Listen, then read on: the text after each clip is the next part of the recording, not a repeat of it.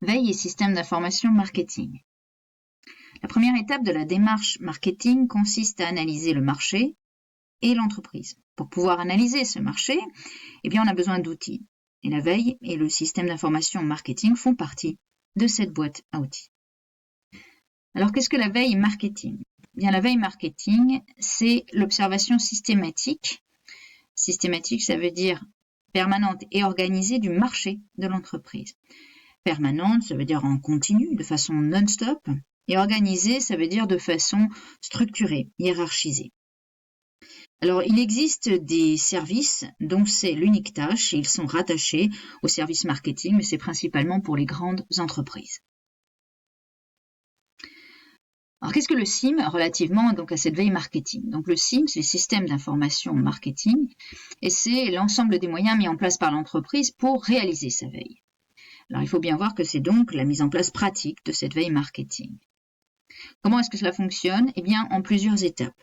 Première étape, on va identifier les informations à collecter. Alors, cela peut être par exemple les nouveaux besoins des clients en matière d'hébergement touristique suite à la pandémie. On va ensuite passer à la phase de collecte d'informations. Donc, pour savoir quels sont ces nouveaux besoins, on va pouvoir mettre en place des questionnaires, des sondages, ou encore récupérer des informations auprès d'organismes qui auraient déjà traité la question. Troisième étape, on traite et on analyse l'information, on trie les informations pour retenir uniquement les plus pertinentes. Ici, par exemple, ça pourrait être le fait que les clients soient plus soucieux de préserver l'environnement, ce qui est notamment le cas dans leur consommation touristique dont l'hébergement fait partie. Quatrième étape, on va diffuser l'information. Cela se fait auprès de tous les services qui en ont un intérêt dans l'entreprise. Dans notre exemple, ça pourrait être le service de la partie accueil, mais cela pourrait être aussi au niveau des petits déjeuners ou la gestion des chambres. Et enfin, la phase de prise de décision. Par exemple, ça pourrait être choisir d'avoir des petits déjeuners où on aurait une meilleure gestion des déchets.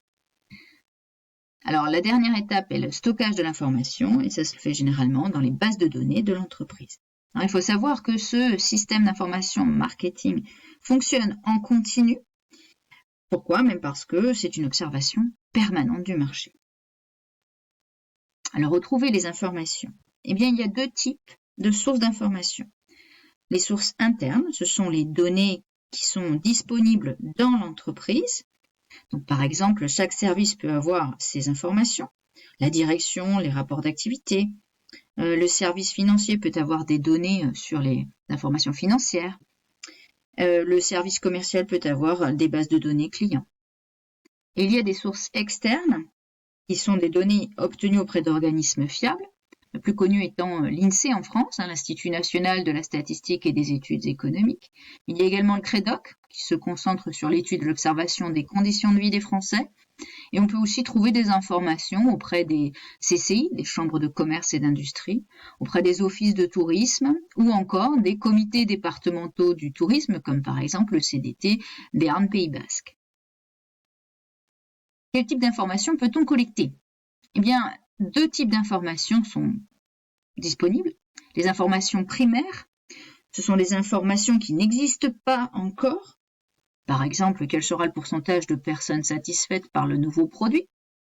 Ou les informations secondaires, là, il n'y a pas d'échelle de valeur, elles n'ont pas moins d'importance, ça signifie simplement que ces données existent déjà.